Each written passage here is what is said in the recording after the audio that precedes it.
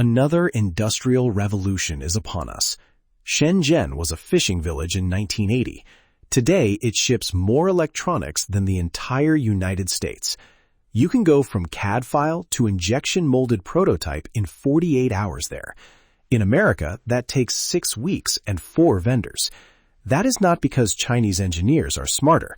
It is not because their labor is cheaper anymore either. Shenzhen wins because of density, speed, and a culture that treats building physical things as the highest status work you can do. Every one of those is copyable. America copied nothing for 30 years and offshored instead. In 2000, the U.S. was 25% of global manufacturing value added, and China was 6%. By 2023, China was 29%, and the U.S. was 17%. That was a choice. We can make a different one. Here is a playbook, in order, and the order matters. Fix the culture first. I truly believe culture is everything. I think it is business. I think it is family. I think it is community. I think it is an industry. I think it is a nation. America has subpar culture, but it is fixable. This is the bottleneck under every other bottleneck. You can pour concrete and buy machines. You cannot buy a generation that wants to work in a factory. Only 6% of American high schoolers consider manufacturing a career path. For every 5 skilled tradespeople retiring, 2 are entering. The average welder is 55 years old. Meanwhile, in Shenzhen, the guy running a CNC shop at 26 is the guy his friends want to be. We spent decades telling every smart kid the same thing. Get out of the shop, get into the office, learn to code. Manufacturing is what your grandfather did. The result is 570,000 open manufacturing positions and $1 trillion of unfilled output on the table by 2030. The fix is status, not subsidies. Make the machinist the main character again. The factory worker should be sexy. What that looks like in practice? Technicians walking factory floors and posting about it. Defense tech making hardware cool for the first time since Apollo. Trade schools that pay students to train on real jobs and place them before graduation. 22-year-olds seeing that the welder with pipe certs out-earns the marketing analyst. High schools with working shops instead of career pamphlets. I honestly think Instagram is good for this. I see so many cool young people working on machines, and it is becoming cool again. Culture moves before capital does. Nobody builds a factory in a country where nobody wants to work in one. Solve this, and every number below gets easier. Skip it, and none of the rest matters. Build 100x more factories. We should be aiming for factory abundance. Shenzhen's superpower is density. Thousands of factories within a 50-mile radius. Your PCB shop, your injection molder, your CNC house, your final assembly line, all neighbors. Iteration cycles measured in hours. America has the opposite. Our industrial base is scattered, aging, and shrinking. 6 primary aluminum smelters, 4 partially or fully curtailed. 79 million tons of steel a year against China's 1.005 billion. Lead times of 8 to 30 weeks on basic metal. You do not outcompete density with a handful of megafabs and a press release. You outcompete it with volume. Hundreds of new mills, foundries, machine shops, fab shops, and assembly plants clustered on purpose. Cluster them where the bones already exist. Detroit, Houston, Phoenix, the Carolinas. Cheap land, existing freight rail, workers with muscle memory. Co-locate the supply chain so a part never travels more than a day to its next operation. That is what Shenzhen actually is. Not one big factory, 10,000 small ones that function as a single organism. And build them with energy designed in from day one. Aluminum and steel are energy monsters. On-site generation and next-gen nuclear are finally real. A factory with its own power is a factory China cannot underprice forever. Turn energy into a weapon. American electricity demand was flat for 2 decades, growing 0.1% a year from 2005 to 2019. Then AI showed up. U.S. data center power demand is on track to more than double from 31 gigawatts in 2025 to 66 gigawatts by 2027. Data centers will pull 8.5% of peak summer demand by 2027, up from 4% 2 years earlier. In Virginia, they already consume more than 1 in 4 kilowatt hours in the state. Texas grid load is growing 10% a year. A mill and a data center are bidding on the same electrons. Aluminum smelting is one of the most power-hungry processes on Earth, and it is bidding against hyperscalers with trillion-dollar balance sheets who will pay whatever the market clears. On a legacy power contract, the mill loses that auction every single time. That is how smelters go dark in Missouri while server farms break ground down the road. The losing move is to complain about it. The winning move is to flip it. Energy-intensive industry has to stop being a grid customer and become a grid asset. Mills with generation on site. Gas now, next-gen nuclear and geothermal as they land.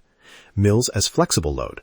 Run hard when power is cheap. Shed 100 megawatts back to the grid when the data center spike demand and get paid for it. A smelter that can curtail on command is a virtual power plant that also happens to make metal.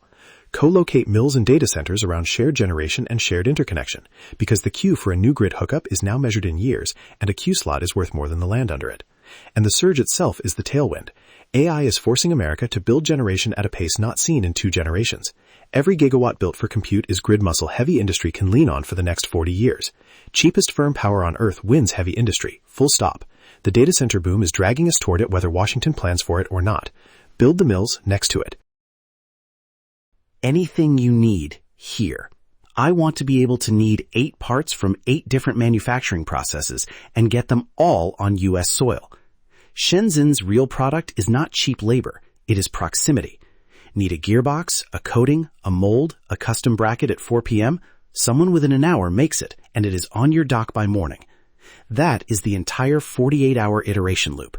It is not one supply chain, it is every supply chain within reach. America's version does not need to be 1 hour. It needs to be one border. Anything a factory needs, sourced on U.S. soil in days. Ore to alloy, casting to coating, fastener to finished machine. That is the standard. We are nowhere near it. Today, the honest test fails almost everywhere. Can you build a complete product, an engine, a missile, a machine tool, without a single PO crossing the Pacific? China refines roughly 90% of global rare earths, and every F-35 carries 920 pounds of them. Our machine tools come from abroad. Our aluminum leans on imports. The supply chain has kill switches, and we do not control them. So map every critical input and close the gaps one company at a time. Rare earth refining, forgings and castings, specialty alloys, machine tools, the unsexy middle of the stack that nobody tweets about and everything depends on. Then put a software layer over the whole thing, so a shop in Ohio can type 661 sheet, anodized, 500 pieces, Thursday, and get it from 300 miles away instead of a container ship. The end state is a promise you can print on a wall. Whatever you need to build, you can get it here. When that is true, reshoring stops being patriotic and starts being the obviously correct business decision. That is when the flywheel turns on its own. Leverage the tech. This is our unfair advantage. Code is great. Code stuff. But the capacity comes first. Here is the part everyone gets backwards. China built capacity first and is layering technology on top. The US tried to skip capacity and own only the technology layer. That trade failed, but it left us holding something valuable. The best software, AI, and robotics talent on Earth. The move is not software instead of factories. It is software inside factories from day one. China passed us in robot density in 2023 and runs roughly 5 times more industrial robots than we do, but their software stack is not better than ours. Ours is better than theirs. We just never pointed it at the floor. A greenfield American factory in 2026 should be AI native the way a startup is cloud native. Quoting in hours, not days. Real-time scheduling instead of whiteboards. Predictive maintenance instead of $2 million per hour unplanned downtime. Cobot cells doing the repeatable work so the certified welder does the work robots cannot. Every repair, every torch pass, every override captured as data because the 30-year TIG welder has 10,000 micro-decisions in his hands and he retires in 4 years. Run the floor, get the data. Data trains the software. Software runs the floor better. The loop compounds, and the companies that vertically integrate both sides win. A brand new American plant with 2026 software beats a 2005 Chinese plant with 2015 software. We get to skip their legacy. That is the whole damn advantage of starting late. Get the government pulling in the same direction. I think the U.S. is good at this, and it's mostly bipartisan, but government needs to play a huge role. Shenzhen did not happen by accident. Beijing designated it a special economic zone in 1980 and then got out of the way on everything except capital, land, and speed. The state cleared the path. The market ran through it. America's government mostly does the opposite. permits that take years, environmental review that outlasts the product cycle, SBA loans capped at $5 million when the machine costs $8 million, financing built for real estate, not for CNC cells. What Washington should actually do, and only this, speed. Industrial permits in 90 days, not 5 years. If China can permit a smelter faster than we can permit a parking lot, we lose on paperwork alone. Demand. The Pentagon is the best anchor customer on Earth. Multi-year buys at volume, the way the recent munitions ramp-ups proved possible. The 2027 deadline to get Chinese rare earths out of U.S. weapon systems is the right kind of forcing function. Set more deadlines like it. Capital. Loan guarantees for industrial equipment and facilities, underwritten by people who understand what a machine tool produces. The Made in America loan guarantee is a start, 10x it, then stop. No picking winners, no industrial 5-year plans, no bureaucrats designing factories. Clear the path, anchor the demand, guarantee the capital. Get out of the way. The through line. Shenzhen took 45 years. We do not have 45 years, and we do not need them because we are not starting from a fishing village. We are starting with the deepest capital markets, the best software talent, and the strongest demand signal, defense plus reshoring, in the world. Fix the culture so people want to build. Build the factories so there is somewhere to work. Own the power so nobody can outbid you for electrons. Close the supply chain so anything you need is already here. Load it all with technology so it runs faster than anything in Guangdong. Point the government at speed, demand, and capital, and nothing else. Shenzhen is not magic. It is density, speed, and status. All three are copyable. All three are beatable. Go build factories.